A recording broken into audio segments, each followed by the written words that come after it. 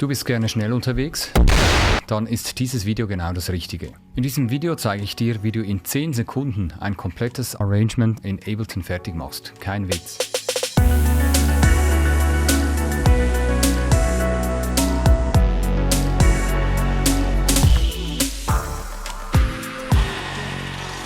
Hey, Start Producing mit der School of Sound, ich bin Emanuel. Abonniere unseren Kanal, um schneller weiterzukommen mit Producing. In diesem Tutorial werde ich mit Markus, dem Entwickler von SongSketch, sprechen. Das ist ein Max for Live Plugin für Ableton Live Suite. Mit diesem Plugin kannst du schnell und einfach mit Templates in Ableton produzieren. Als ich das erste Mal gesehen habe, ist mir die Kinnlade runtergefallen. Wirklich sehr, sehr cool. Du kannst damit sprichwörtlich in 10 Sekunden arrangieren. Auch das Umgekehrte ist möglich. Sichere bestehende Songs als Templates ab, um sie später wieder verwenden zu können. Alles weitere zu diesem Plugin und auch ein paar persönliche Insights zum Entwickler Markus erfährst du gleich im Interview. Auf geht's zum Preview von SongSketch 2.0, welches im Herbst 2021 rauskommt. Viel Spaß!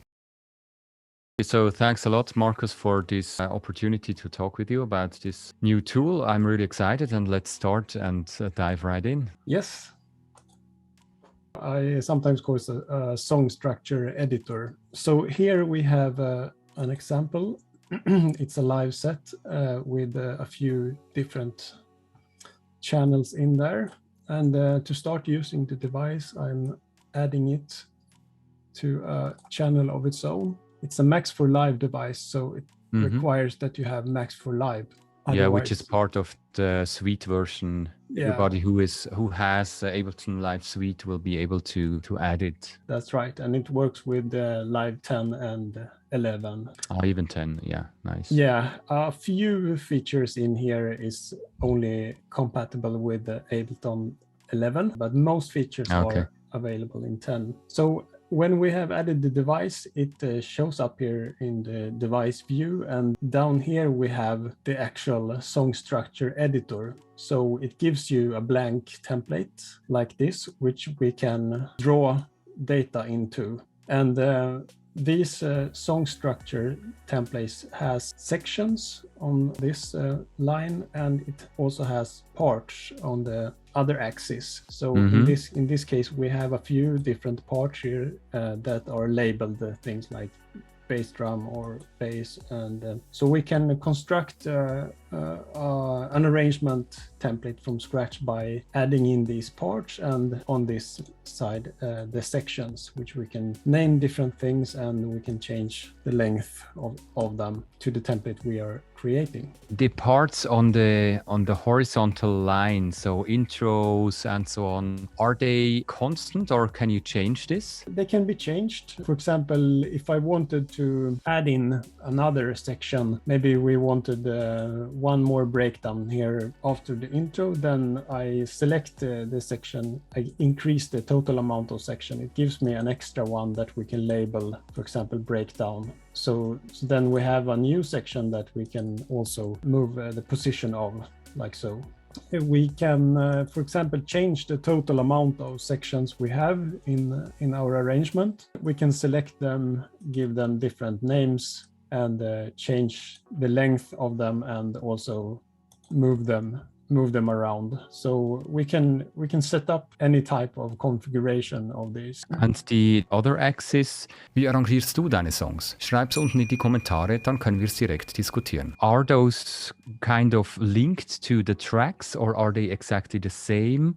Or is it something that you just propose being valid for every song type? Right. So they are basically named like this to give you an idea, and then you can assign these parts to anything you like. So we can use either just one scene of clips, or we can use multiple scenes. But as a basic example, we can use just scene 1. So the topmost scene in Ableton is the default scene. If we load one of the templates that we have included in the core library, then we will see that it's colored according to our tracks. And this is because when we are loading a template. In this case, it will assign our tracks to something in this template. And yeah, how is this assignment done? That's a good question. The assignment works in the way that first it looks at the track names. So if you have been organized and named your tracks like bass, BD, common names. Which you should, right?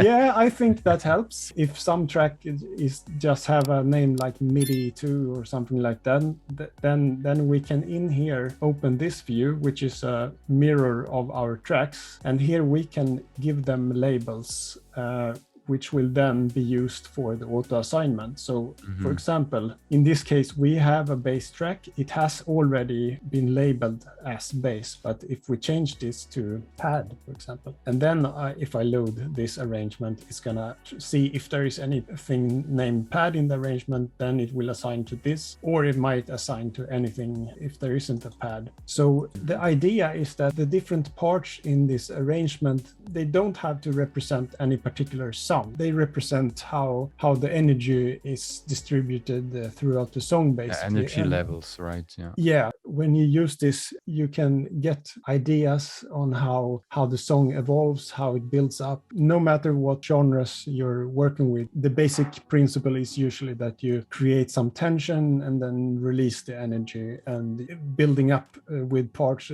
helps a lot when you do this. So this is flexible in a way that we can assign anything here to any sound that we have. So there is room for experimentation if we want to reassign things. Now, we have here a few, these purple tracks here, they are our melodies, our hooks, things like that. And so they have been assigned to the parts up here, and perhaps we have we want our track that is called hook, maybe we want that to come in the beginning of the song. Then we can use this thing here to change the assignments, and then we move down the bar data to that instrument instead. So we can always customize how the arrangement is being used, because the arrangement doesn't have any sounds in it. It's much like any other pattern that we have in music, for example, a rhythmic pattern or chord structure. It's just like a skeleton that you can make different things to and approach differently. Okay, yeah, I think I got it. And the idea is really nice and forward look. You talked about those templates before. How do they work? Yeah, so maybe I should just quickly show how you actually go from here, because now we have this is a preview that we have on the arrangement. So if we switch over to the live arrangement view here, when you're happy with what we have here, then we just use this to arrangement button and it arranges. This is sick. Yeah, it's a lot of fun to, if you have a quick idea that you just want to see what it would be, how it would work as a longer arrangement. It's a lot of fun to just see what happens if you use one of these. Yeah, to experiment with different ideas and different even styles. You could just try a different style and see the arrangement, what it would do to your song. And sure. So Yeah. A little bit of flexibility, right? It's not supposed to do the production for you or anything like that. It gives you a rough structure, which with the core ideas that you have. So you can do something like before you have a lot of different layers and things in your song. The idea is that you can try out the arrangement before you get to that stage. And so now we have something here that you can be inspired of and use, and then we can continue working with it here as we would normally, adding in more layers, automation, more detailed. When we talk about the layers, do you have a proposal to specifically work with your tool on how to split the layers? That is one situation where you might have a drum rack with all of your drums. For example, if you have kick drum, snare, hi-hats inside the drum rack, then we really need to separate those first. Actually, I have a built-in feature that separates the drum rack for you. Oh, that's great. Yeah. Because personally, I work with drum racks and I like it very much, but there's this endless fight between the people who have everything laid out in the track and those people who just prefer the drum rack like I do. It's really nice that you think about that. I totally agree. I think that drum racks are for jamming out ideas and quickly. Where are you based, by the way? Where are you? I'm in Stockholm, Okay. Sweden. And you are in Switzerland? Yeah, I am. Yeah, we'll come to Sweden next year. Are you? Maybe I give you a short call or so. Oh, yeah. I don't know exactly where we go. I will think about you when I'm there. Yeah, let me know and we'll catch up. Drink a beer or so. Yeah, sure. Yeah. Good.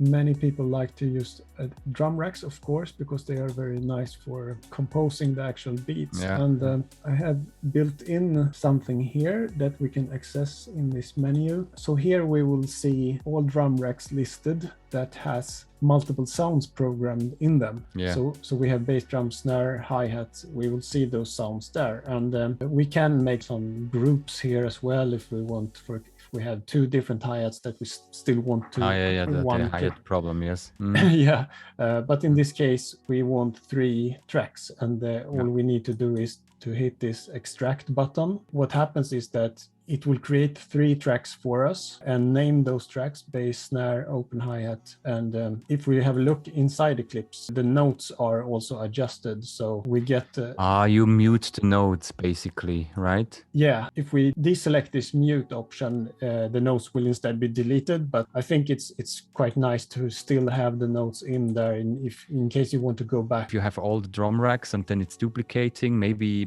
it's not so good for the CPU. I did some research on that, and fortunately Ableton does not use the empty slots in there, so it's more about how many chains you have in a drum rack. So even if you separate your drum rack to 5 and just have one sound, it should not eat up your CPU. Oh, great. But great. That sounds brilliant. But of course, if you have a drum rack that has some kind of mastering chain on the whole rack, then you might want to delete that. You would want to anyway put that compressor on these together. Yeah, or maybe regroup it. Yeah, we could create a new group, put the effects on that one, but we can still arrange it separately because groups works inside this device. Would it be scriptable via Max API that you just throw the effects into a new group? It might be possible. Could be a great improvement. Yeah, I'm just thinking, but as you're looking for inspiration, I see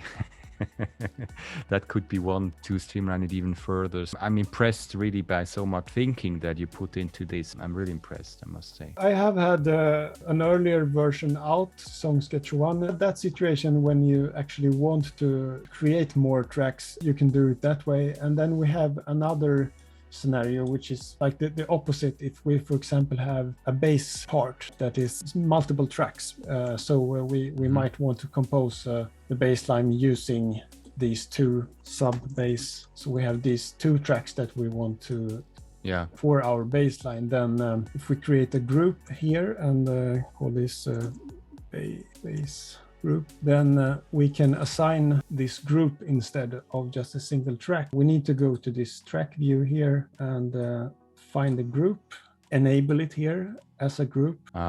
And then we can instead get our group with basses assigned. Everything in that group will be arranged for you. I have one question that I had from the beginning. When we talk about song arrangement, a track is either on or it is off. You should not only have one version of your drums, but you have like 5 or so. It's like the energy levels that we talked before. How do you deal with this one? I have also the possibility to work with multiple scenes. I'm gonna move down these clips for now and then put these ones up there. In this case, we might have a few different variations and energy levels that we want to use as our variants. If we go to this track view here, we see our tracks, our different scenes. Over here, we see that the top scene is always going to be the default one. So at the moment, we're only seeing clips from scene 1. I colored this so that we can see that they will appear different. So now we can make settings here if we have, we can set this to breakdown and this to main sections for just an example, and then any arrangement pattern that we have will populate from our different scenes. I see, yeah. And so here we can also work with even more combinations, like if we set this to be the second breakdown, then we should be able to also have something that is the first breakdown. So now we have configured some variations. We, for example, have a bass progression that we just want a small progression in the beginning, and then in the first main section we wanted the full chord progression to kick in. Great. So that answers the question fully. I also know that a lot of people actually work directly in this view. They might not even have their idea in the session view. So then you have to first move anything from here into the session view. Luckily, there is a good feature in Live with consolidate time to new scene. Yes, this one. I have another question which did not really come out during our discussion. These look like buttons. What do they do? These are used when you edit templates from scratch, when you create them. If we create our templates, then we can use these to, for example, select all of the breakdowns, all of the main sections, to change how many bars they should be. I see, yeah. Or you can select them individually and make the settings for those. So we can also change the arrangements even if we have data in them. If we load an arrangement and we think that we want to try out one of these sections to be longer or shorter, then we can change this over here and make a variation of this template and keep the data in there. The template, as you say, it will not be overwritten by what you do in here, right? How is this done? It's basically a file system here where we can do things like save templates, save as. We can create what is called a library, basically a folder. So we can set up our own structure for how we want to save these presets. If I make changes here, it doesn't save over the template. It's just what we have here. And if we wanted to save these changes as something new, then we use this menus. Did you think about from song to template? I'm glad you're asking. A lot of people ask me about this because obviously maybe you have some arrangement in your live sets and you would like to save those to be able to use them on new song idea. What we do is that we do need to add some locators and give those section names. We can mute tracks that we don't want to include if there are any. But in this case, we can include everything. And what we do now is that we select new template from arrangement. That's the Live 11 feature then. Yeah, so this is not supported in Live 10. It takes the tracks that we have, converts them to parts. In this way, we can quickly create an arrangement structure from something that we have. Great. So even the reverse engineer part has been solved. I find it especially impressive because it is useful. It's not just like tool because it is a tool going this extra mile, which some people just, maybe don't like to do because they're lazy or they cannot do it yet and they want to experiment. It is for sure a shortcut. I think the more you looking through different arrangement graphically will give you a lot of insights on how it's usually done and what the variations are, and I think that can help you to make up your very own arrangements. What will be the pricing of it? The pricing is 45 euros for this version 2. Version 1 was 39 euros, and this has at least twice as many features, I think. And so you added some €6 more. Yeah, that's fair. I think it's fair, and we it's also included 12 libraries with arrangement styles. Each of these libraries has 12 arrangements in them. It's a total of 144 arrangements in a lot of different genres that you can experiment with. I'm also working on creating additional add-on libraries, which I will have in the shop for more specific genres like melodic techno or deep techno, or the nice things. There are so many templates providers out there. You buy a template, select the tracks and you assign them to the different parts. You read it out with the editor. It's a lot of fun to create your own variations. And it's also learning, really, to learn how stuff is done, to compare different variations. So within disco, how is new disco compared to the first one, to the second one? Not only arrangement, but also analysis of different songs. But there's one thing on top of that. There are some things that are very common. I mean, there's the fade in of the volume. There's the filter on off. Did you ever think about having like dynamics? Those things are really important to the final arrangement and has a lot of impact. We can use automation in here, but then we will need to have an additional device, which is basically an effects rack that you need to put on every channel. Some of these has these small little lines here. Mm-hmm. It means that there is automation ideas here. So for example, this probably fading in something. As long as we add this sketch rack, which I have prepared. This is a normal Ableton rack. It has macros, volume, low pass, high pass, a few different arrangement effects. Verb and stuff, yeah. Mm-hmm. Yeah, we can put the clips in the arrangement view, but there aren't really any API possibility for us to just print automation right in there. This was more like a workaround. There's also a little bit of latency when it automates. You know those very old Max for Live devices where you have like map this to that and then it's mapped? It's definitely possible to maybe implement something that lets you see all your devices that you have and then you would have to map those parameters a little bit yourself. But then again, maybe we're getting into a workflow that is almost as much work to do it yourself on the fly, perhaps. We are talking high level optimization here already, right? Yeah.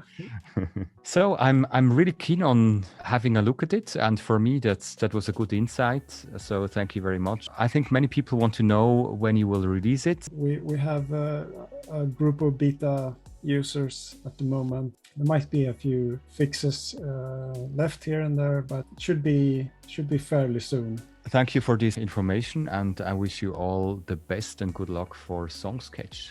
Thank you. Thanks for having me on your channel, Emanuel. Die School of Sound gibt's wirklich. Du kannst Online-Kurse und Masterclasses, Classroom-Kurse und Einzelstunden besuchen. Nicht alle Angebote sind immer verfügbar. Link in der Beschreibung. Das war's mit dem aktuellen Video. Wenn es dir gefallen hat, like es, abonniere unseren Kanal und klicke den Alarm, um bei neuen Videos benachrichtigt zu werden. Vielen Dank.